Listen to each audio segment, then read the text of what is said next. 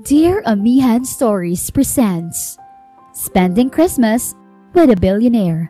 Written by Jasmine Jail. Tapos na ang shift ni Jane at naghahanda na siya para sa pag-out. Kaya lang ay wala pa ang kapalitan niya sa shift na si Paolo. 15 minutes na itong late at malapit na siyang mainis sa kahihintay rito. Hi love, late na ba ako? Dumating din sa wakas ang lalaki at agad itong lumapit sa kanya. Ngunit tiningnan niya ito ng masama. Obvious ba? Anong oras na oh? Itinuro pa niya ang malaking wall clock habang nagsasalita. Naharang kasi ako ng traffic enforcer. Nanguhuli sila roon sa may Honorio. Pagpapaliwanag nito sa kanya pero hindi pa rin niya tinanggap. Ang sabihin mo, napasarap na naman ang tulog mo. Magpapaliwanag ka pa eh. Patuloy niya sa pagtataray. At saka, wag mo akong tinatawag na love. Hindi mo ako pwedeng tawaging ganon dahil hindi pa naman kita sinasagot. Ba't kasi ayaw mo pa akong sagutin eh? 1 taon na rin ako nanliligaw sa'yo ah. Hirit nito sa kanya. Hindi ka ba makapaghintay? Okay lang naman kung gusto mo nang sumuko. Sagot niya rito sa matigas na boses. Hindi ako susuko, Jane. Kahit ilang taon pa yan, maghihintay ako. Agad nitong sagot habang nakangiti. Okay, sige. Maghintay ka ng 5 taon pa bago kita sagutin. Anya rito at pagkatapos ay tinalikuran na ito. Maglalakad na sana siya palayo nang lumapit sa kanya ang supervisor ng On and Leave Enterprises na na-assign sa branch kung saan siya nagtatrabaho bilang checker. Jane Gonzalez, bago ka raw umuwi, gawin mo muna yung pinapagawa ni Sir Jerwin sa'yo. Anito sa kanya. Sige po ate. Agad niyang sagot. Pagkatapos ay tumalikod na ang babae at umalis. Agad naman niyang kinuha ang tablet at nagsimulang mag-type roon. Ano bang pinapagawa ng boss sa'yo? Usisa ni Paolo matapos nitong lumapit sa kanya. Ako na lang ang gagawa niyan para makauwi ka na. Presinta nito. Pinapa-order ako ni Sir Jerwin ng mga Christmas trees and decors. Sagot niya rito habang hindi inaalis ang tingin sa hawak na tablet at patuloy rin siya sa pag-type. O-order lang pala eh. Kayang-kaya kong gawin yan. Patuloy nito sa pangungulit at sinubukan pa nitong kunin ang tablet sa kanya. Pero hindi naman niya ito hinayaan. Ano ba? Inis na sambit niya, kasabay ng bahagya niyang pagtulak dito palayo. Pag ako nagkamali rito, lagot ka talaga sa akin. Ito naman, nagagalit na kaagad. Tutulungan na nga eh. Hirit nito. Hindi nga pwede. Ako ang inutusan ni sir kaya ako ang dapat gumawa nito. Seryosong sagot niya na tumaas pa ng bahagya ang boses. Ang maganda mong gawin ay pumasok na sa bodega at i-check yung mga bagong dating na items. Okay po, papunta na po sa bodega. Pagkatapos magsalita ay tumungo na nga ito roon at hindi na nangulit pa. Nagpatuloy naman siya sa ginagawa at nang matapos na siya ay nag-ayos na siya ng kanyang mga gamit at nag-out. Dumiretso na rin siya sa bahay nila pagkatapos at nagpahinga. Makalipas ang 2 araw ay nagtaka siya nang bigla siyang ipatawag ng kanyang amo at lalo siyang nagulat dahil umuusok ito sa galit. Bakit po sir? Ano pong kasalanan ko? Halos mangiyak-ngiyak na tanong niya sa kanyang amo. Hindi niya maintindihan kung bakit ito nagagalit sa kanya gayong wala naman siyang natatandaan na nagawang mali. Wala ka ba talaga natatandaan ah? Ayan, tignan mo. Hindi pa rin nagbabago ang tono ng boses ng amo niya na halos pasigaw habang inaabot sa kanya ang isang resibo. Dumating na ang pina-order ko sa iyo na Christmas trees and decors. Pero bakit naman nagkaganyan? Malinaw ko nang sinabi sa iyo na 5,000 orders ah. Nanlaki naman ang mga mata niya matapos makita ang mga numero sa resibong ibinigay ng amo sa kanya. 50,000 orders? Gulat na saad niya. Paano to nangyari? Aba ewan ko, bakit akong tinatanong mo? Hindi ba dapat ako ang magtatanong sa iyo kung bakit nangyari yan? Ano bang iniisip mo at ganyang karaming in-order mo? Sagot ng kanyang amo sa halos pasigaw pa ring boses. Hindi siya sumagot at sinubukan na lang isipin kung paano nga ba iyon nangyari.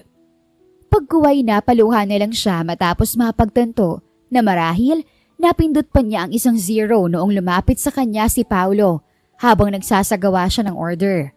Kaya naging 50,000 orders, ang dapat sana ay 5,000 orders lang. 5,000 lang ang pinapa-order ko sa'yo, di ba? Ikaw ang magbayad ng 45,000 na orders. Patuloy ng kanyang amo sa matigas at seryosong boses. Pero sir, susubukan sana niyang umapela pero nagsalita na agad ang kaharap niya. Bibigyan kita ng 3 buwan para mabayaran mo yan. Kapag hindi ka nakapagbayad, pasensyahan na lang tayo, Jane. Kulungan na magiging bagsak mo. Sa pagkakataong iyon ay parang may pagbabanta na sa boses nito. Kaya lalo pang bumuhos ang mga luha mula sa kanyang mga mata. Hanggang sa makalabas na siya mula sa opisina ng amo ay naguunahan pa rin ang mga iyon sa pagbagsak. Patungo na siya sa bodega nang salubungin siya ni Paolo na puno ng pag-aalala ang ekspresyon. Ano nangyari, Jane? Bakit ka umiiyak? Pinagilitan ka ba ni Sir Jerwin? Agad na tanong nito sa kanya. Nagkamali ako ng order, Paolo. Imbis na 5,000 orders lang, 50,000 ang nailagay ko. Humahagulgol na siya sa iyak habang nagkukwento sa lalaki. Pinapabayaran sa akin ni Sir yung 45,000 na orders kasi 5,000 lang naman daw ang pinapa-order niya. At kapag hindi raw ako nakapagbayad sa loob ng 3 buwan, ipapakulong niya ako. Ano? Gulat na saad ni Paolo. Aba, hindi makatarungan yan. Pagkatapos magsalita ay hinawakan nito ang isa niyang kamay at nagsimulang maglakad patungo sa opisina ng kanilang amo. Sumama ka sa akin at magrereklamo tayo sa walang hiyang amo natin. Sabi pa nito sa seryoso at matigas na boses. Teka sandali. Pigil niya rito at tumigil naman ito sa paglalakad. Galit na galit siya, Paolo, kaya hindi rin siya makikinig sa'yo. Baka madamay ka pa kung pupuntahan mo si Sir Jerwin at kukomprontahin. Patuloy niya na may pag-aalala sa boses. Wala akong pakailam kung idamay niya ako. Ang mahalaga, maipahayag ko sa kanya na mali ang pagbayarin ka ng ganun. Hindi mo naman sinasadya. Tao ka lang naman at nagkakamali ka rin. Pagmamatigas nito at pagkatapos ay nagpatuloy na ito sa paglalakad habang hawak pa rin siya sa isang kamay at hinihila.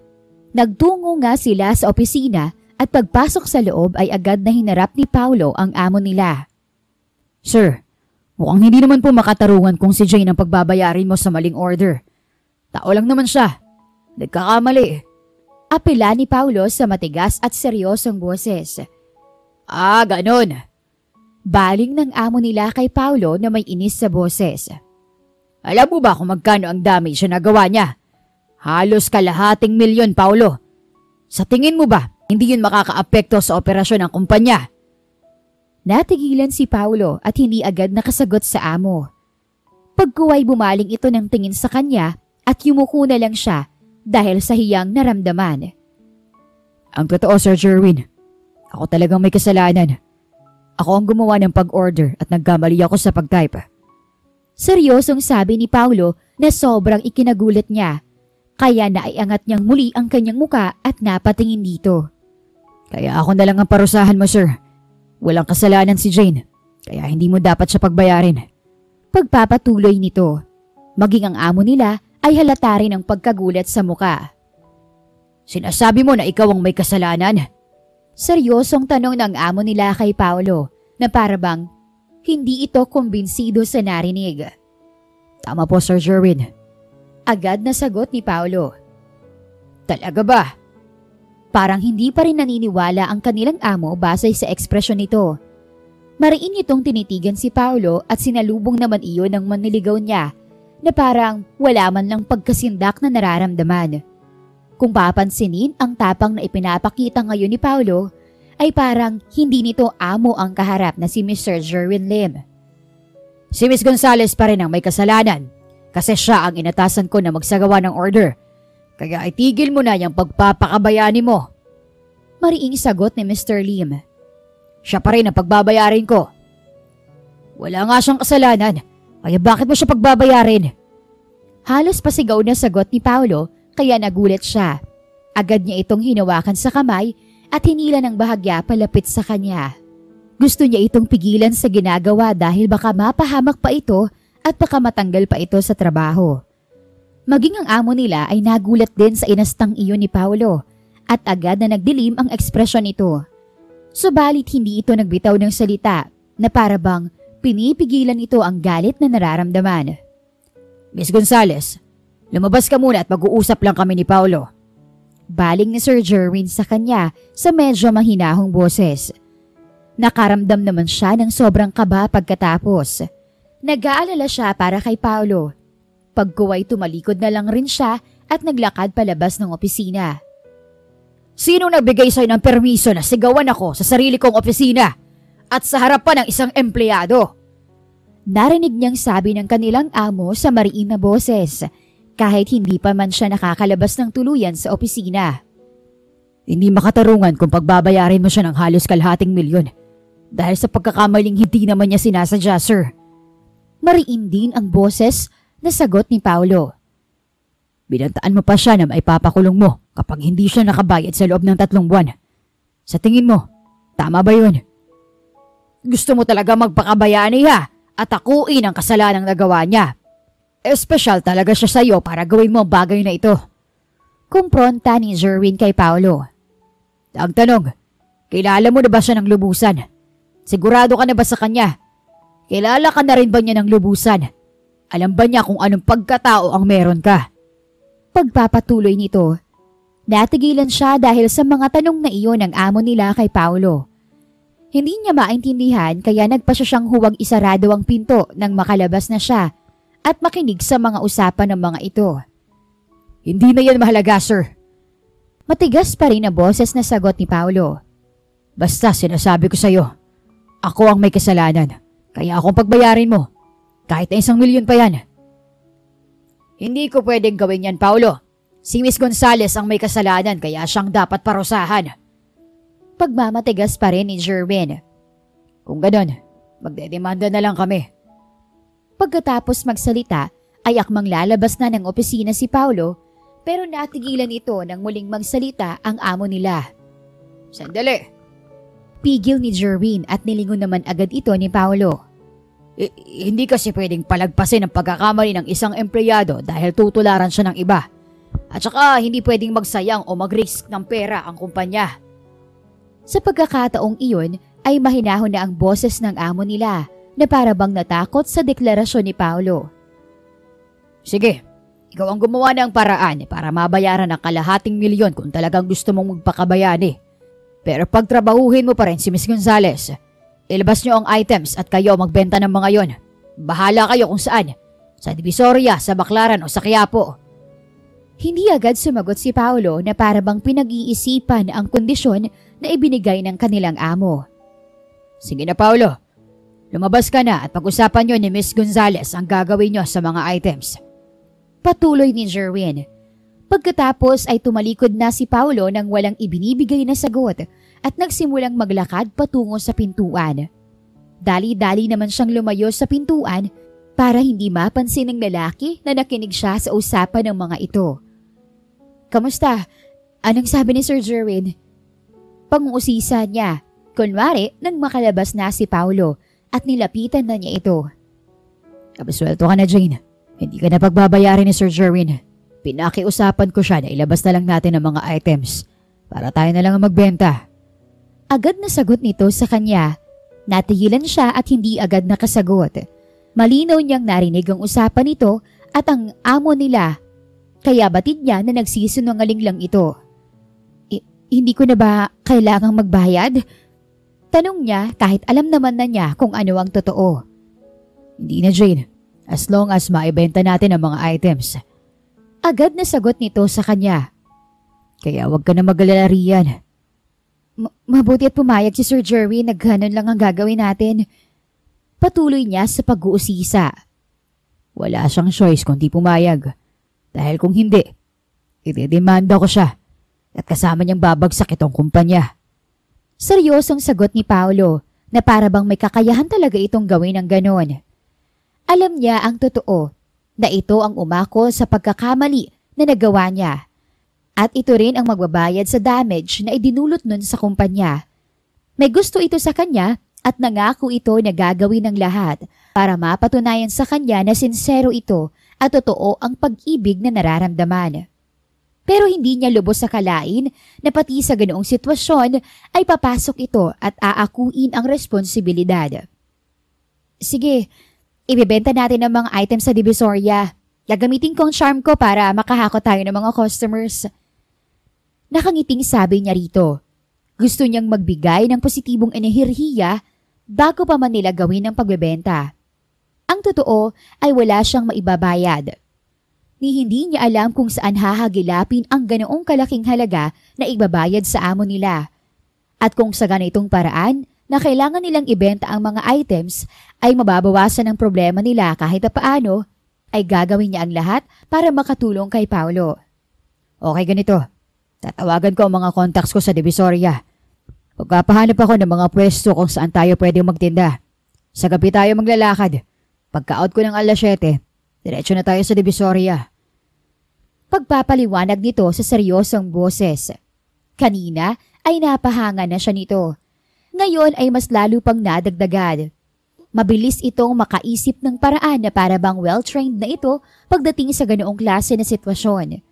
Para bang business-minded ito na bihira niyang makita sa mga lalaking nakakasalamuhan niya. Kaya hindi niya maiwasan na magdagdag ng puntos para rito. Kinagabihan, pag-out ni Paulo sa trabaho, ay agad nga silang nag-set up sa pwesto na narekomenda ng kakilala raw ng lalaki. Inilatag nila ang ilan sa mga items na daladala nila. Sari-saring Christmas decors, Christmas trees na may iba't ibang disenyo at may mga kasama ring Christmas lights. Hanggang sa matapos na sila at wala nang iba pang gagawin kundi ang maghintay ng customers. First time ko maka-experience ng ganito. Hindi ko alam na ganito pala ka-exciting, na may halo ring kabang feeling. Nakangiting wika niya matapos maupo sa tabi ni Paulo at huminga ng malalim. Alam ko na mag-e-enjoy ka sa challenge na to. Nakangiti ring sagot ng lalaki sa kanya. Ngayon pa nga lang nag-e-enjoy na ako kahit wala pa tayong customer. Kaya lang, ang iniisip ko ay ikaw. Halos wala ka ng pahinga niyan. Pagka-out mo sa trabaho, diretso ka pa rito para magbenta ng mga ito. Anya na may pag-aalala sa boses. Hindi rin niya maiwasang makaramdam ng guilt dahil kung tutuisin, sa kanyang problema talaga iyon. Muna akong intindihin. Gusto ko rin naman maka-experience ng ganito. Para maiba naman. Lagi nilang tayong nasa loob ng bodega at ng stocks ang iniintindi. Nakangiting sagot nito sa kanya na tila ba hindi talaga alintana ang abala na idudulot ng ginagawa nila. Thank you ha. Seryosong wika niya habang nakatitig sa lalaki. Bumaling naman ito ng tingin sa kanya at nagsulubong ang kanilang mga mata. Nagkatitigan sila pero kalaunan ay umiwas din siya ng tingin. Naramdaman niya ang biglaang pagbilis ng tibok ng puso niya. Naroon ang pangamba na baka tuluyan na siyang mahulog dito. Lumipas na ang halos 2 oras pero wala pa silang naibebenta. Halos walang pumapansin sa mga paninda nila. May mga ilan-ilan din na tumitingin pero umaalis din agad. Hindi na nagtatanong sa kanila. Bakit ganon? Halos walang pumapansin sa mga paninda natin. Reklamo niya habang nakanguso pa. Siguro dahil dito sa pwesto na nakuha natin. Bukod sa hindi ito dadaanan ng mga tao, nasa dulo na rin tayo. Anito na medyo napapailing pa. Hindi kaya dahil sa hindi tayo tumatawag ng mga customers? Sagot naman niya. Talagang walang bibili sa inyo kung nakatunganga lang kayo riyan at hindi nagsasalita. Isang allen na nakapwesto malapit sa kanila ang biglang sumabat sa usapan nila. First time niyong magtinda rito sa Divisoria, ano? Opo ate, first time nga po namin. Napatangu-tangu pang sagot niya. Ayun, kaya naman pala. Pagkatapos magkomento ay lumapit pa ang ale sa kanya. Alam mo Ineng, kapag magtitinda kayo rito sa Divisoria, kailangan puno kayo ng energy. Hindi rito pwede ang papatay-patay. Wala talaga kayong makukuhang customers kung ganon. Pagpapatuloy nito. Ganun po ba? Wika niya at pagkatapos ay bumaling siya ng tingin kay Paulo. Kita niyo pang 4 na pwesto mula rito. Pagpapatuloy ng Ale habang ay tinuturo ang pwesto na tinutukoy nito. Parehong dekorasyon ng Pasko ang itinitinda nyo. Pero pansinin nyo, marami silang customer. Kasi lahat ng dumadaan at napapatingin sa paninda nila ay ine-entertain ng tindera. Binabati nila at kinakausap. Dapat ganyan din ang gawin nyo kung gusto nyong mabilhan kayo. Halos lahat naman sa mga taong yan ay pumunta rito para mamili, hindi para mag-window shopping lang. Sige po ate, susubukan po namin. Medyo nahihiya na sagot niya. Para kasing nakatanggap siya ng isang malutong na sermon mula sa veteranang tindera sa Divisoria. Pagkuway lumingon siya muli kay Paulo at napansin niya na parang nagpipigil ito ng tawa. Bakit susubukan? Abay gawin niyo kung gusto talaga ninyong makabenta. Agad na sumagot ang Ale sa tinuran niya. Opo, gagawin po namin.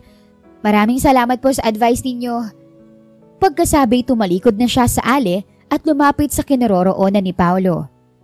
Hoy lalaki, akala mo ba hindi kita napansin kanina? Nagpipigil ka ng tawa habang sinesermonan ako ni ating tindera. Kumpronta niya rito at kinurot niya pa ito sa tagiliran. Aray ko, bakit ka nangungurot? Reklamo nito at sa pagkakataong iyon ay hindi na nito napipigilan pa ang matawa habang lumalayo sa kanya. Pinagtawanan mo nga ako. Sagot niya habang hinahabol ng lalaki. Huwag kang tumakbo, pag nahabol kita riyan ako. Mga batang ito, dito pa naghaharutan. Reklamo ng isang Ale na muntik ng mabangga ni Paulo dahil sa kakaiwas sa kanya. Napatigil siya at ganun din si Paulo, pero hindi niya inilis ang sama ng tingin niya sa lalaki. Asikasuhin niyo na lang kasi ang paninda ninyo. Iba rito sa Divisoria, halo-halo ang mga klase ng tao rito. Kailangan matalas din ang paningin ninyo. Baka hindi niyo nalalaman, may kumukuha na pala sa mga paninda niyo. Wika naman ang Ale na nagbigay ng advice sa kanya kanina. Ngunit ang dating sa kanya ay parang sinesermonan na naman siya nito. Seryoso na kasi, love. Sabi ni Paulo habang napapangiti pa ng bahagya. Huwag mo nga akong matawag-tawag na love. Agad niyang reklamo. Ikaw ang magseryoso riyan. Huwag yung tawa ka ng tawa. Hindi naman ako tumatawa. Nakangiti lang.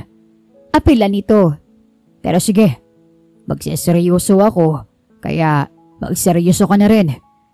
Nagsimula na ngang magseryoso ang lalaki at sinunod ang payo sa kanila ng Ale.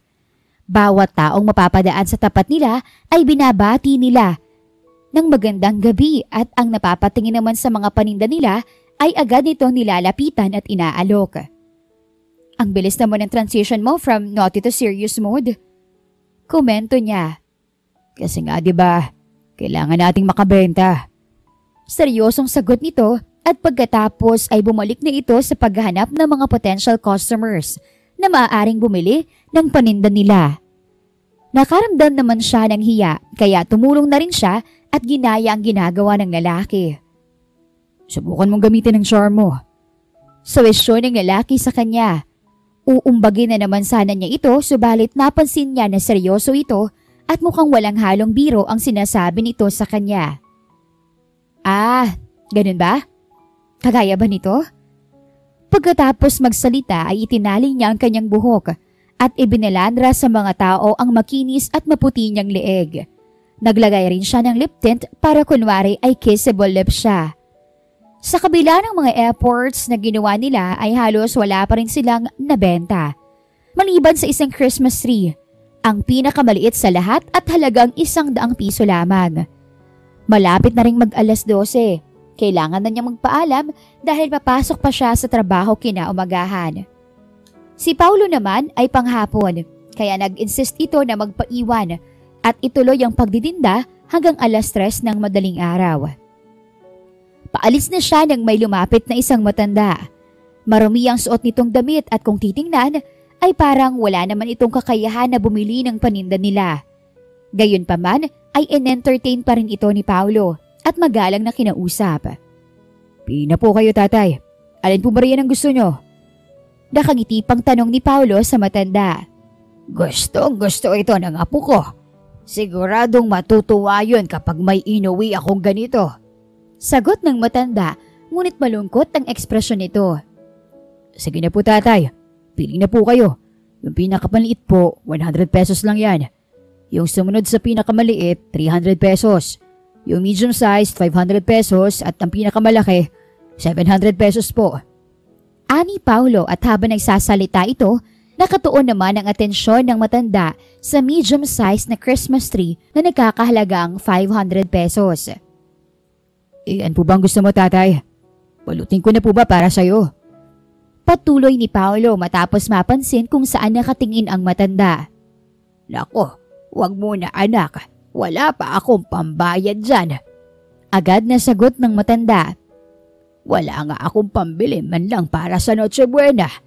Yung walang hiya kasi naming foreman, tinanggal agad ako. Porket na late ako ng pasok kanina.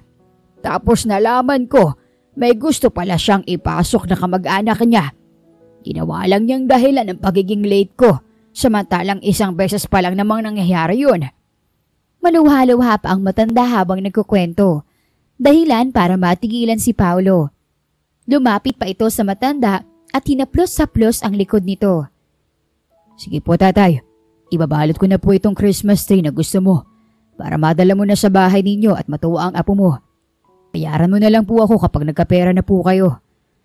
Magalang na sabi ni Paolo at pagkatapos ay sinimulan na nga nitong balutin ang medium size na Christmas tree para sa matanda. Seryoso ka ba iho? Nako, maraming salamat. Siguradong matutuwa ang apo ko nito. Abot tenga ang ngiti na sabi ng matanda. Gusto niyang pandilatan ang lalaki at pigilan ito sa ginagawa. Hindi naman kasi ito si Santa Claus para tuparin ang kahilingan ng mga tao. Pero ayaw naman niyang maging kontrabida, kaya hinayaan na lang niya ito. Hanggang sa maibigay na nito ang ibinalot na Christmas tree sa matanda. Maraming salamat talaga sa iyo anak. Naway pagpalain pa kayo ng Diyos dahil sa kabutihan ng inyong mga puso. Naluluha ng sabi ng matanda. Basta sa ikasasaya po ng pamilya ninyo, tay. Wala pong problema sa akin. Nakangiting sagot ni Paolo.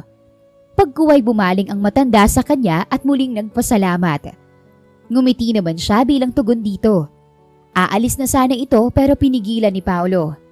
Pagkatapos ay dumukot ng pera ang lalaki mula sa wallet nito at inabot sa matanda. Isama mo na po yan para may panghanda kayo. Wika ni Paolo nang mag-atubili ang matanda na kunin ang perang ibinibigay nito. Naku anak, sobra-sobra na kung bibigyan mo pa ako ng 1,000. Hindi ko na matatanggap yan. Tanggi ng matanda. Pero nagpumilit si Paolo at ito na mismo ang naglagay ng pera sa pantalon ng matanda. Tanggapin mo na po yan tatay, para po sa apo mo at sa mga anak mo. Wika pa ni Paolo. Naku, maraming salamat talaga sa iyo iho. Ulog ka ng langit para sa akin. Naluluha namang sabi ng matanda. Pagkuway bumaling na naman ito ng tingin sa kanya. Huwag mo nang papakawalan itong boyfriend mo iha. Abay napakabuti ng puso. Seryosong sabi nito sa kanya. Gusto niyang umalma sa sinabi nito na boyfriend niya si Paolo. Pero ayaw naman niyang sirain ang magandang vibe. Matapos ang paulit-ulit na pagpapasalamat ng matanda, ay umalis na ito ng tuluyan. Kaya naman nagkaroon na siya ng pagkakataon para kumprontahin si Paolo. Hoy, anong ginagawa mo? Ba't nagsasayang ka ng pera? Wika niya matapos makalapit sa lalaki at tiningnan ito ng masama. Anong ibig mong sabihin nagsasayang ako ng pera? Kunot noong tanong nito sa kanya. Yung matanda kanina, binigyan mo ng 1,000. Tapos ibinigay mo pa yung medium size na Christmas tree. Paalala niya rito. Ah, yun ba? Anito saka seryosong humarap sa kanya. Huwag kang magagalit Alam mo kasi, kapag ang pera itinulong mo naman o binigay sa taong nangangailangan, hindi yun masasayang. Yan ang filosofiya ko sa buhay na itinuro pa sa akin ng nanay ko. Para siyang nabuhusan ng malamig na tubig matapos marinig ang sinabing iyon ng lalaki. Na real talk siya kaya naman natameme siya at hindi agad nakasagot. Sa kabilang banda naman ay bigla siyang nakaramdam ng matinding paghanga rito. 1 taon na silang magkasama sa trabaho at naniligaw pa rin ito sa kanya, pero ngayon lang niya nakita ang ganoong side ng pagkatao nito. Hindi ka pa ba uuwi? Maaga pang pasok mo bukas, kaya kailangan mo na magpahinga. Pag-iiba ni Paolo ng usapan. Malamang napansin nito ang biglaan niyang pananahimik. Paalis na talaga ako. Ikaw, magligpit ka na rin kung wala na rin lang namang customer. Huwag ka nang magpuyat masyado. Sagot niya rito. Pagkatapos ay kinuha na niya ang kanyang bag at nagsimula ng maglakad patungo sa sakayan ng jeep. May lumapit ng customer sa lalaki, kaya hindi na niya ito inabala pa. Pero bago siya makalayo ng tuluyan, ay narinig pa niya ang pahabol na sinabi nito para sa kanya. Mag-iingat ka, love, ah! Pasigaw nitong sabi, dahilan para mag-init ang magkabilang pisngi niya. Pinagtinginan kasi siya ng mga taong kagaya niya na naglalakad doon. Pagdating sa bahay ay dumiretso na siya sa higaan. Umorder si Paolo kanina para sa hapunan nila kaya busog na siya. Gusto na rin niyang matulog dahil maaga pa siyang papasok sa trabaho. Ngunit kahit anong pilit niya ay ayaw pa rin siyang dalawin ng antok. Binabagabag ang isipan niya nang ginawa ni Paolo na pang-real talk sa kanya kanina. Hindi naman siya nagagalit o naiinis. Bagkus ay nahihiya siya at nangangamba na baka na-offend niya ang lalaki sa mga komentong binitawan niya tungkol sa pagtulong na ginawa nito sa matanda. Hindi siya matahimik kaya naisipan niyang mag-chat dito. Umaasa na sana ay hindi ito busy at walang customer na inaasikaso. Kamusta riyan? Tanong niya sa chat. Walang customer eh. Agad siyang nakatanggap ng reply mula sa lalaki. Magligpit ka na riyan para makauwi ka na rin at makapagpahinga. Chat niya ulit dito. Maaga pa para magligpit. Maya-maya na. Saka hindi pa naman ako inaantok. Nag-e-enjoy pa ako nakikipagkulitan sa mga taong dumadaan dito. Hindi naman sila bumili. At least, naalok ko sila ng produkto natin. Anito sa chat. Hindi agad siya nakapag-reply. Nakatitig lang siya sa screen ng kanyang cellphone at nag-iisip kung ano ang susunod na sasabihin. Nagpakawala siya ng buntong hininga at pagkatapos ay nagsimula na ulit siyang mag-type sa cellphone. Tungkol nga pala kanina, pasensya ka na sa inasal ko at mga sinabi. Mali ako nang sabihin ko sa iyong sayang ang pera. Sabi niya sa chat. Hindi niya maiwasang kabahan habang naghihintay ng reply mula sa lalaki. Okay lang yun. Naiintindihan kita. Normal lang naman yung reaction mo. Kasi may babayaran pa tayo. Reply ng lalaki. Salamat sa pag-intindi ha. Reply naman niya. Basta wag mo nang problemahin ang babayaran. Magiging maayos na ng lahat. Agad ding sagot ng lalaki sa chat. Hindi na siya nag-reply at naghiga na. Kasabay ng pagyakap niya sa isang unan. Nasabi na niya sa lalaki ang kanina pang bumabagabag sa isip niya kaya mukhang makakatulog na siya. Nang sumunod na araw ay halos hindi na sila nagkita pa ni Paolo. Umuupa ito malapit sa kanilang bahay pero dahil alam niyang madaling araw na ito umuwi ay hindi na niya ito inistorbo pa.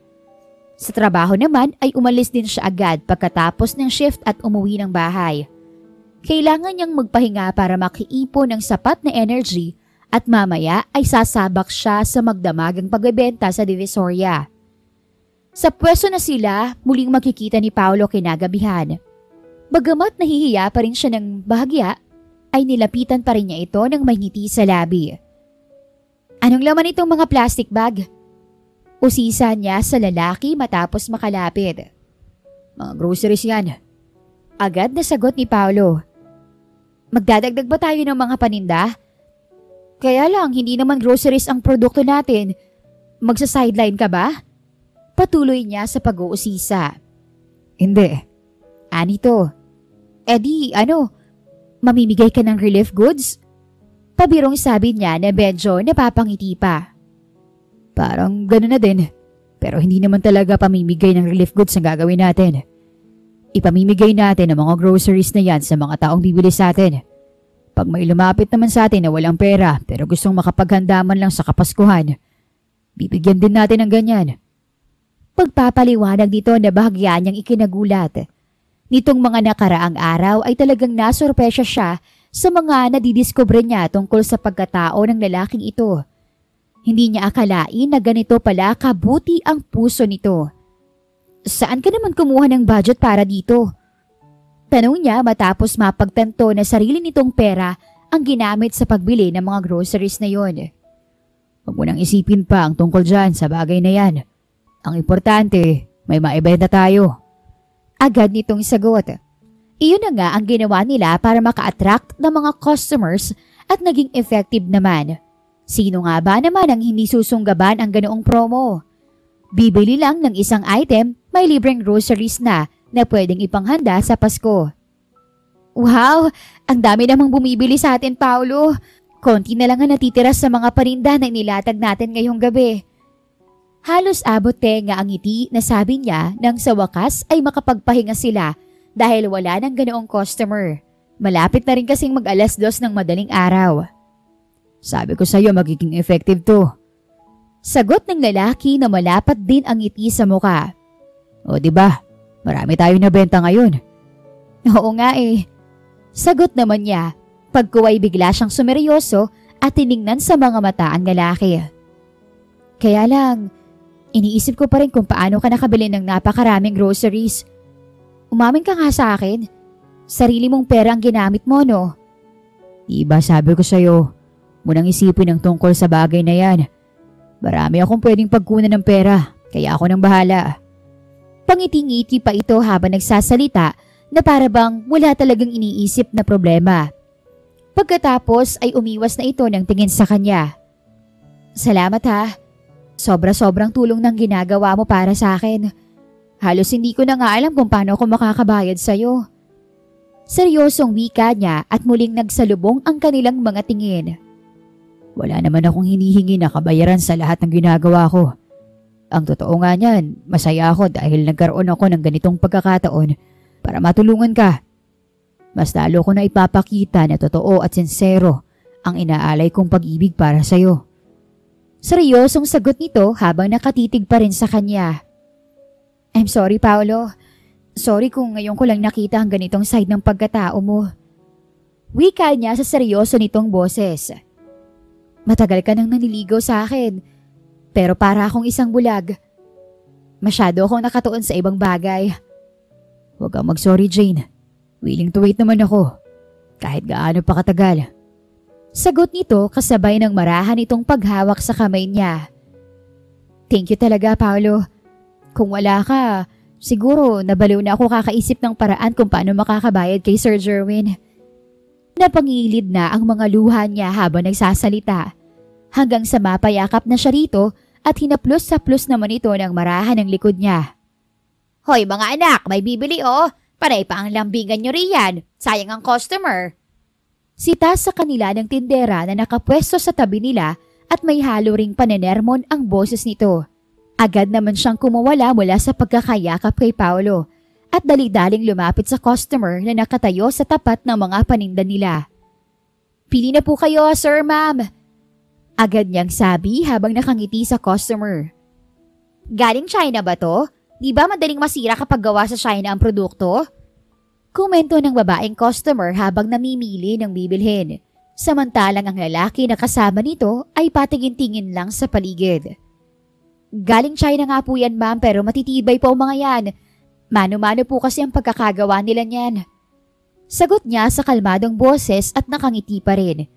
Gusto sana niyang dugtungan na depende na lang sa gumagamit kung tatagal ba ang isang produkto, pero hindi niya na itinuloy. Baka magalit pa ito sa kanya at masira pa ang napakagandang gabi na iyon para sa kanya. Sige, bigyan mo ako ng isang set. Samahan mo na rin ng Christmas lights. Yung magkakasya riyan sa pinakamalaking yung Christmas tree. Pautos na wika ng babaeng customer at dali-dali naman siyang kumilos para asikasuhin ang mga kailangan nito. Nang makaalis na ang mga ito, bit-bit ang mga pinamili sa kanila ay lumapit si Paolo sa kanya. Bakit hindi mo sila binigyan ng libreng groceries? Tanong nito sa kanya dahilan para matigilan siya. Ang totoo ay ayaw niyang bigyan ng huling customer. Medyo mayabang kasi ang babae at mukhang mapera naman. Kaya sa tingin niya ay hindi na kailangan nito ang libreng groceries mula sa kanila. Mukha namang ayaw nila ng groceries eh. Ibigay na lang natin sa iba na talagang nangangailangan. Sagot niya rito at napangiti naman ito pagkatapos. Pagkuway napansin niya ang isang ale na tumigil sa tapat ng pwesto nila. Pero umalis din agad matapos masulyapan ang mga paninda nila. Tinawag niya ito agad at agad naman itong lumapit sa kanya.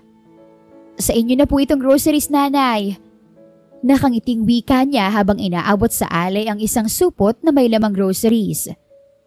Libre ba ito, Ineng? Wala akong pambayad dito. Agad na sagot ng ale at tila nagdadalawang isip kung tatanggapin ang ibinibigay niya. Libre po yan, nanay.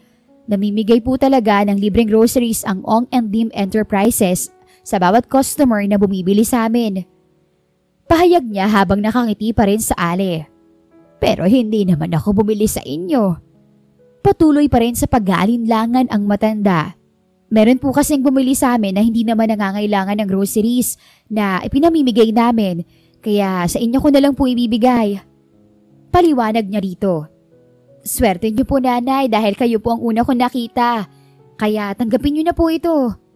Nako, maraming salamat sa inyo, Ineng. May ipanghahandaan na kami sa Pasko. Abot tenga ang ngiti na sabi ng ale habang inaabot ang nakasupot na groceries mula sa kamay niya. Naway pagpalain kayo ng Diyos sa ginagawa niyong pagtulong. Walang anuman po, nanay. Merry Christmas po. Abot tenga rin ang ngiti na wika niya. Sobrang saya ng pakiramdam niya ngayon. Lubos na niyang naiintindihan kung bakit gustong-gusto ni Paolo na tumulong sa mga taong nangangailangan. Napansin kasi niya kanina na kahit hindi naman bumibili sa kanila ang ilan ay binibigyan pa rin ito ng groceries. Ang iba ay sinasamahan pa nito ng maliit na Christmas tree at sa iba naman ay Christmas lights. Ano nga ulit ang pangalan ng tindahan niyo? Tanong ng ate na pumukaw sa atensyon niya. Ong and Lim Enterprises po, nanay. Marami po kaming branches dito sa Metro Manila, pero ang pinaka-main po ay nasa Quezon City. Sagot niya rito. Sige, Eneng. Sasabihin ko sa mga kakilala ko na sa inyo na lang bumili. Anito at pagkatapos ay tumalikod na ito na may ngiti pa rin sa mga labi. Nagkaroon ng magandang impact sa kumpanya ang ginawa nilang iyon. Hindi man sinasadya pero na-promote nila ang Ong and Lim Enterprise at nakilala bilang isang matulungin at mapagbigay na kumpanya sa panahon ng Kapaskuhan. Lingid din sa kaalaman nila na may mga tao palang nagbe-video sa kanila habang namimigay sila ng libreng groceries at ilang items mula sa paninda nila. Kumalat iyon sa Facebook, dahilan para sumikat ang pwesto nila sa Divisoria. Kaya naman sa bawat paglalatag nila ay marami na agad ang nag-aabang para bumili. Minsan, nauubos agad ang paninda nila kaya maaga silang nakakauwi. Hindi rin nagtagal ay naubos na ang lahat ng stocks at inabot lang sila ng lampas 2 linggo sa pagtitinda. Ay, salamat. Natapos din tayo. Hindi tayo inabot ng Christmas Eve dito sa tabi ng kalsada. 22 pa lang ngayon. Wika ni Paolo pagkatapos ay huminga ito ng maluwag na para bang nabunutan ng tinik sa lalamunan. Maraming salamat ulit sa tulong na ibinigay mo sa akin, Paolo. Hindi ko talaga ito makakalimutan. Seryosong saad niya habang nakatitig sa lalaki. Hindi mo kailangan magpasalamat, Jane. Sabi ko naman sa iyo nung umpisa pa lang na gusto kong ginagawa ko at nag-e-enjoy ako. Sagot nito habang nakangiti. Napansin ko nga lalo na yung pagtulong mo sa mga mahirap na wala talagang pambili. Tapos, binibigyan mo pa ng pera. Alam mo bang sobra mo kung napahanga roon? Sagot niya sa seryoso pa ring boses. Tapos yung sinasabi nila na hulog ka ng langit para sa kanila. Actually, hindi lang para sa kanila, kundi para sa akin din. Pagpapatuloy niya, dahilan para matigilan ang lalaki. Lalo na nang hawakan pa niya ang isa nitong kamay. Anong? Hindi na naituloy pa ni Paolo ang sasabihin sana dahil nagsalita na agad siya. Isang mahalagang mensahe ang gusto niyang marinig nito na nagmumula sa kaibuturan ng kanyang puso. Sinasagot na kita, Paolo. I'm sorry kung ngayon ko lang napagtanto na espesyal ka rin sa puso ko. Seryosong wika niya habang magkahinang ang kanilang mga mata. Sandali. Tama bang narinig ko? Sinasagot mo na ako, Jane. Halos hindi makapaniwalang sambit ni Paolo at napahawak pa ito sa magkabilang balikat niya habang nagtatanong. Yes, Paolo. Tama nga narinig mo. Sa loob ng halos 3 linggo na magkasama tayo rito, naging saksi ang kalyeng ito ng Divisoria sa pagtuklas ng totoong nararamdaman ko para sa'yo. Pagkasabing hinawakan niya ang magkabilang pisngi ng lalaki at pagkatapos ay hinalikan ito ng buong puso. Agad iyong tinugunan ng lalaki, dahilan para magtagal ang paghahalikan nila. Hanggang sa narinig nila na naghihiyawan na ang mga tao sa paligid nila. Naalala niya na nasa Divisoria pa sila kaya maraming tao ang nakakita sa ginawa nila. Partikular na ang mga naglalakad na bigla na lang napahinto at tumigil sa tapat nila. Ang dami palang tao. Komento niya at pagkatapos ay napangiti na lang sila. Hayaan mo sila. Sagot nito at pagkatapos ay muling inangkin ang mga labi niya. Pangako, mas lalo pa kitang mamahalin mula ngayon. Patuloy ng lalaki nang maghiwalay na ulit ang mga labi nila, subalit na natili itong nakahawak sa magkabila niyang pisngi. Maraming salamat sa pagmamahal mo, Paolo. Pangako ko rin sa'yo, mula ngayon, susuklian ko ang pag-ibig na ipinaparamdam mo sa akin. Sinserong sagot niya. Naluha siya ngunit pinipigilan niya at baka sabihin itong OA siya. Umiiyak ka ba? Tears of joy ba yan? Tanong nito sa kanya. Pero parang may halong panunukso kaya inirapan niya ito. Hindi naiiyak ako kasi naubos na ang lahat ng stocks pero hindi tayo nakaipon ng kalahating milyon na ibabayad kay Sir Jerwin. Iyon ang naisip niyang sagot pero pabiro lamang. Natigilan naman ang lalaki na para bang nag-guilty bigla. Pasensya na. Kasalanan ko. Joke lang yun.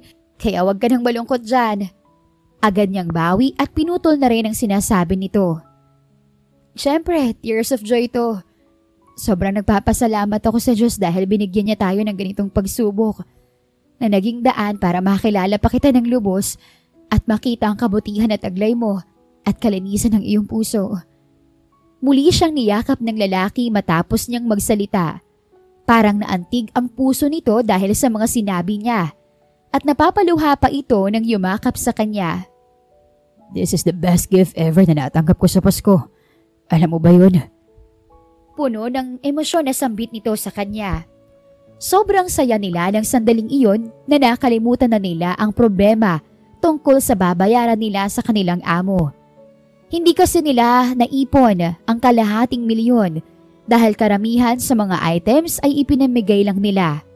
Lalo na kapag may lumalapit sa kanila na walang-wala talagang pera. Kinaumagahan ay natataranta siyang kumilos para mag-ayos ng sarili nang makatanggap siya ng mensahe mula sa kanyang amo na maaga raw siyang mag-report sa opisina nito.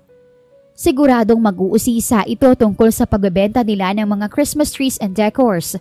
Lalo pat napaubos na nila ang mga stocks na nagmula sa nagkamaling order. Good morning po, sir. Ipinapatawag mo po ako?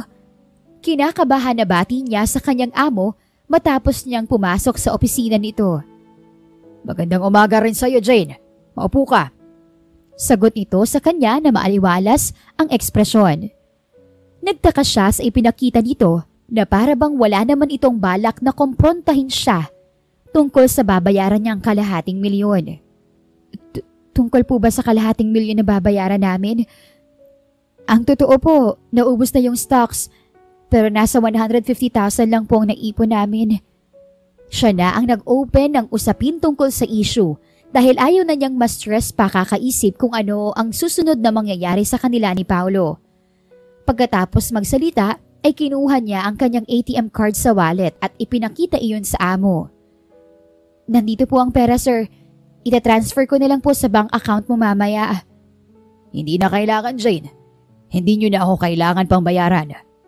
Nakangiting sagot ng amo niya, dahilan para matigilan siya at nagtatakang napatitig dito. Sa inyo na yung pera. Kayo nang bahala kung anong gagawin niyo riyan. Ano pong ibig niyong sabihin? Bakit niyo po ibinibigay ang pera sa amin? Totoo po ba na hindi na namin kailangan pang magbayad sa inyo? Sunod-sunod na tanong niya rito. Dahil malaki ang itinaas ng sales ng kumpanya, wala nang mag-viral ang ginawa niyong pamimigay ng libreng groceries at pagtulong sa mga taong nangangailangan. Nabansagan pa nga ang CEO ng Ong and Lim Enterprises na Santa Claus ng taon. Pagpapaliwanag ng amo niya. Ikaw po yun, Sir Jerwin. Nakangiting tugon niya rito. Tama ka, Jane. Kaya nga sobra akong natuwa sa ginawa niyo ni Paolo. Bukod sa tinulungan niyo akong pataasin ang sales ng kumpanya, pinabangon niyo rin ang pangalan ko. Sagot nito na bakas pa rin ang saya sa ekspresyon. Kaya yung pera na nakuha ninyo sa pagbebenta ng mga Christmas trees and decors, pabonus ko na yan sa inyo. Sobrang saya niya matapos marinig ang kumpirmasyon na iyon ng kanyang amo. Wala na siyang poproblemahin pa at nakatanggap din siya ng sobra-sobrang halaga para ipambili ng mga kakailanganin niya sa Christmas Eve. Akala pa naman niya ay magpapasko siya na walang-wala at hindi rin makakapaghanda. Kailangan malaman to ni Paolo. Siguradong matutuwa siya kapag narinig ang magandang balita na ito. Anya sa isip. At dahil dyan ay pwede ka munang mag-day off. Kahit sa 27 ka na bumalik. Patuloy ng kanyang amo na lalong nagpasaya sa kanya. Naku, maraming salamat po sir at binigyan niyo po ako ng sapat na oras para makapaghanda rin ako sa pagsalubong sa Kapaskuhan. Abot tenga ang ngiti niya habang nagsasalita. Pagkatapos ay nagpaalam na agad siya rito at dali-daling lumabas mula sa opisina nito. Baka magbago pa ang isip nito. Hindi muna siya dumiretso sa kanilang bahay at nagtungo muna sa bahay na inuupahan ni Paolo. Naroon naman ang lalaki at agad siyang pinatuloy sa loob. Hindi pa man siya nakakaupo ay abot tenga na ang ngiti niya. Bagay na napansin agad ng lalaki. Mukhang may hatid kang magandang balita. Mas maganda pa sa'yo ang mga ngiti mo ngayon. Pansin nito sa kanya. Sobra pa sa magandang balita, love. May pagkasabik sa boses na sagot niya rito. Alam mo ba na hindi na tayo pinagbabayad ni Sir Jerwin ng kalahating milyon? At ang pera na nakuha natin sa pagbebenta ng mga Christmas trees and decors ay ibinibigay niya na rin sa atin bilang bonus. Talaga? Super duper gandang balita nga niyan, love. Malapad din ang ngiti na wika ni Paolo. Gusto mo bang mag-celebrate tayo? Gusto mong ipagluto kita ng mga paborito mong pagkain? Masarap ako magluto. Confident ang boses na sabi niya. Sige ba? Excited namang tugon ni Paolo. Pwede ko bang masilip ang kusina mo para malaman ko kung anong mga sangkap ang meron ka at kung ano-ano yung mga kailangan kong bilhin? Habang nagsasalita ay nagsisimula na siyang maglakad patungo sa kusina. Sige lang.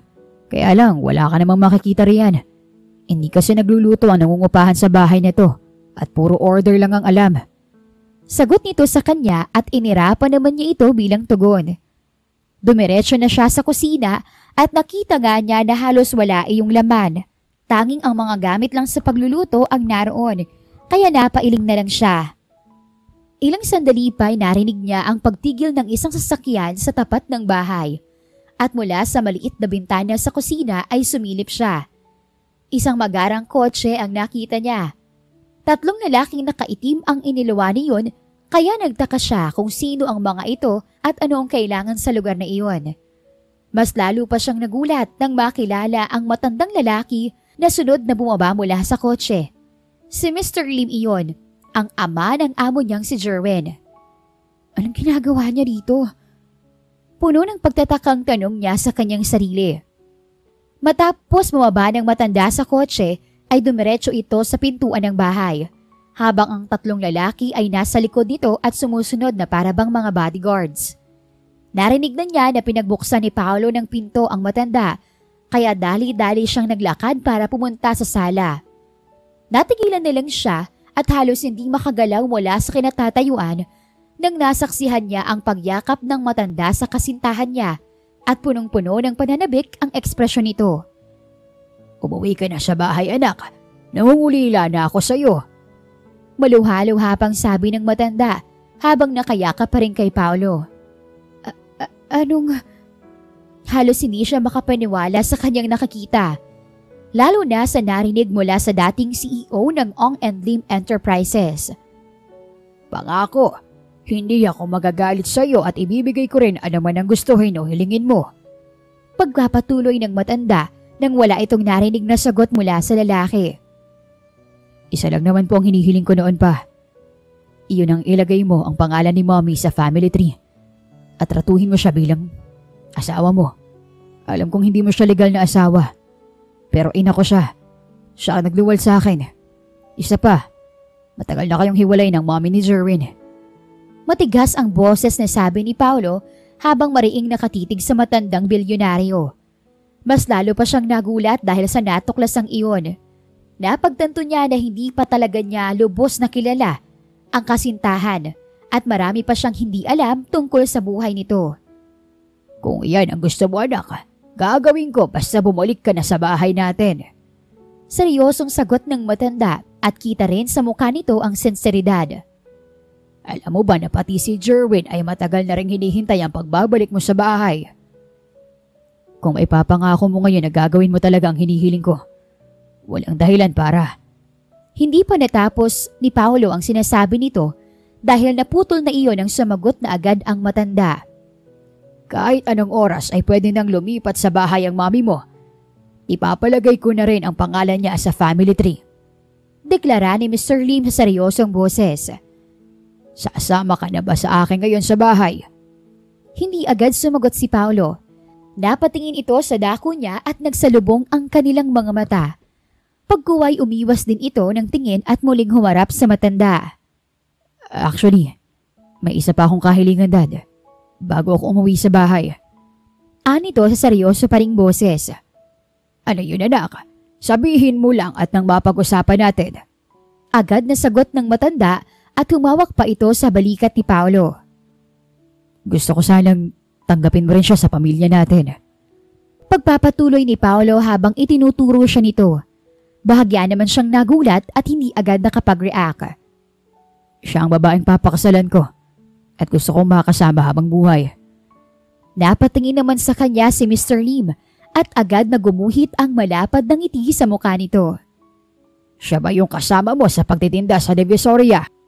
Tanong nito at tumango naman si Paolo bilang sagot.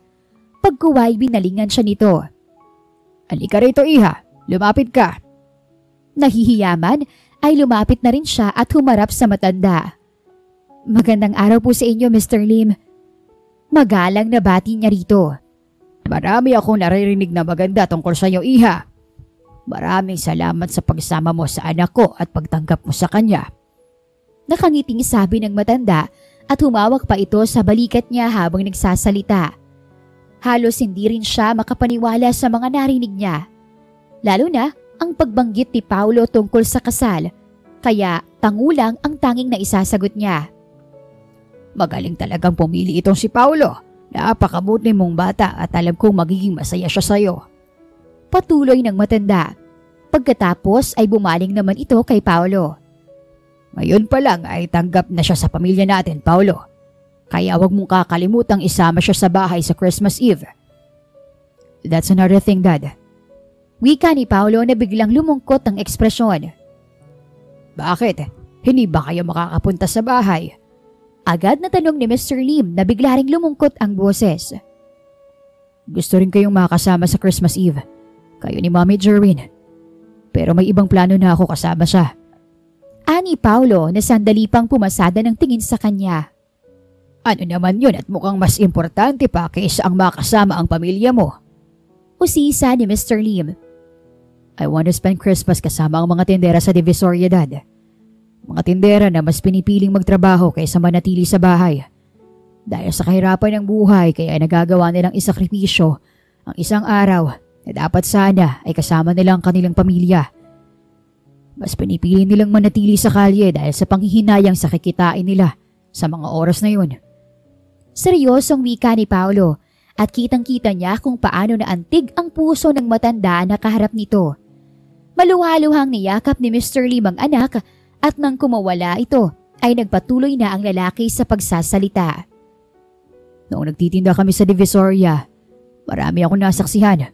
Sari-saring kwento ng buhay ang napakinggan ko mula sa mahihirap na pamilya. Hindi sapat ang groceries lang at ilang cash na mauubos din sa isang araw para maramdaman nila ang tunay na saya na hatid ng Kapaskuhan. Kaya nagdesisyon ako na bigyan sila ng once-in-a-lifetime experience. Noche buena para sa lahat. Sana po maintindihan mo, Dad. Of course, anak. Nakaka-proud ka nga eh. Matapos magsalita ay muling niyakap ni Mr. Lim ang anak nito at hinaplos-saplos ang likod nito. I'm so proud of you, anak. Matapos kumawala ni Mr. Lim mula sa pagkakayakap ay sa kanya naman bumaling ng tingin si Paolo. Sasama ka ba sa plano kong ito, love? Tanong nito sa kanya. Siyempre naman, love. Agad na sagot niya habang pinipigilan ang mga luha.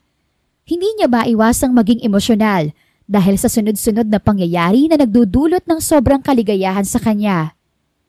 Ikaw ang nagpabatid sa akin na sobrang sarap pala sa pakiramdam kapag nakakatulong sa mga taong nangangailangan. Iyon din ang dahilan kung bakit napag-isa ang mga puso natin. Kaya kahit hindi ka magtanong ay talagang sasama ako sa event na yan. Oh, sige. You have my full support on that Noche Buena para sa lahat, Paolo. Basta siguraduhin yung pupunta kayo mamaya sa bahay. I-advance na lang natin ang get-together ng pamilya. Sasabihan ko si Jerwin na maghanda para sa party mamaya. Si Mr. Lim nagsalita sa seryosong boses habang nakaharap kay Paolo. Napatingin naman ang lalaki sa kanya at tumangu-tango siya bilang pagkumpirma na pumapayag siya sa gusto ng ama nito. Okay, Dad. Pupunta po kami mamaya. Nakangiting sagot ni Paolo sa ama nito. Pagkatapos ay nagpaalam na ang matanda sa kanila at nilisan ang bahay. Ikaw ha, marami ka palang lihim sa akin. Umabot na ng lampas 1 taon ang panliligaw mo sa akin at sinagot na rin kita. Pero parang wala kang balak na sabihin sa akin ng totoo.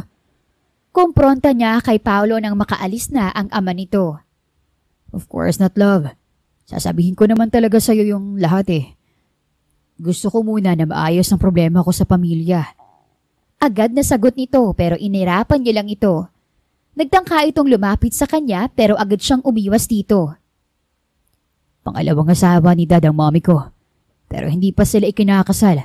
Kaya hindi na ilalagay ang pangalan ng mommy ko sa family tree namin. At ayaw rin pumirma ng unang asawa ni Dad sa annulment paper. Kahit matagal na silang hiwalay at hindi na nagsasama. Kapatid ko si Jerwin at ang mommy niya ang unang asawa ni Dad. Pasensya na kung hindi ko agad sinabi sa iyo ang tungkol dito. Medyo komplikado pa kasi. Paglalahad ni Paolo sa seryosong boses matapos nitong umupo sa sofa. Bilyonaryo ka pala pero bakit nagtatrabaho ka sa kumpanya bilang checker? Patuloy niya sa pag-uusisa rito. Nagpasya siya na huwag tapusin ng sandaling iyon hanggat hindi nabibigyan ng kasagutan ang lahat ng mga katanungan niya. Gusto niyang malaman ang lahat ng tungkol sa buhay nito bago siya humarap sa pamilya nito. Ang totoo, ikaw ang dahilan kung bakit nagpasya ako magtrabaho bilang checker sa kumpanya ni Jerwin. Pagtatapat nito sa kanya. What? Gulat na sagot niya. Paanong? Nag-away kasi kami noon ni Dad at nakipagsagutan ako sa kanya. Dahil iyon sa kagustuhan ko na mailagay nga ang pangalan ni Mommy sa family tree at tanggapin siya sa bahay. Pero ayaw niya akong pagbigyan that time. Nagresulta yon sa pagpapalayas niya sa akin sa bahay. Pero hindi naman ako pinabayaan ni Jerwin. Pagkukwento nito sa kanya. Sa umpisa pa lang ay maganda ng relasyon namin ni Jerwin.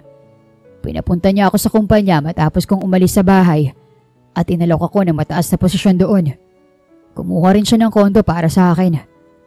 Oh, bakit naging checker ka lang at napadpad ka rin sa apartment na to? Sa pagkakataong iyon ay naupo na siya sa tabi ng lalaki. Marahil hindi mo napapansin. Nung unang punta ko sa kumpanya ni Jerwin, hindi sinasadyang nagkabanggaan tayo. Ang angas mo ng mga oras na yon. Kaya nakuha mo ang atensyon ko. Eventually, nagka-interest ako sa'yo. Kaya kinausap ko ang kapatid ko na ipasok na lang niya ako sa kumpanya bilang checker at umupa na lang ako sa bahay na malapit sa'yo. Ito na nga yun. Ginawa ko yun para mapalapit sa'yo. Pagpapatuloy nito. So, all this time, kakontsaba mo si Sir Jerwin? Kumpronta niya rito. Hindi naman kakonsyaba. Ang totoo nga tutol siya sa ginagawa kong pagkapanggap. Mas maganda raw kung yung totoong ako makikilala mo. Kaya lang, iniisip ko noon na baka hindi mo ako pansinin kapag nalaman mo na kapatid ko, ang CEO. May limitasyon yung gagawin mong pakikisama sa akin. Agad nitong sagot sa sinabi niya. Kaya nakiusap ako sa kapatid ko na pagtakpan na lang niya ang ginagawa kong pagkapanggap hanggang sa masabi ko na sa iyong totoo.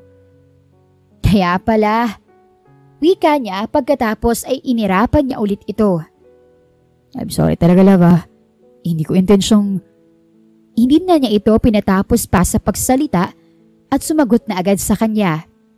Pasalamat ka't napakabuti ng puso mo. Kaya, absuelto ka. Hindi mo na kailangan pang magpaliwanag. Anya. Maraming salamat sa pag-intindi mo sa akin. Anito saka siya niyakap ng mahigpit. Magpapakipot pa ba ako? Nasa iyo ng lahat Tsaka ramdam ko na aalagaan mong mabuti ang puso ko. Nagagawa mo nga mag-alala sa mga taong hindi mo kilala. Sa akin pa kaya na love mo? Wika niya nang bumitiw na ang lalaki mula sa pagkakayakap sa kanya.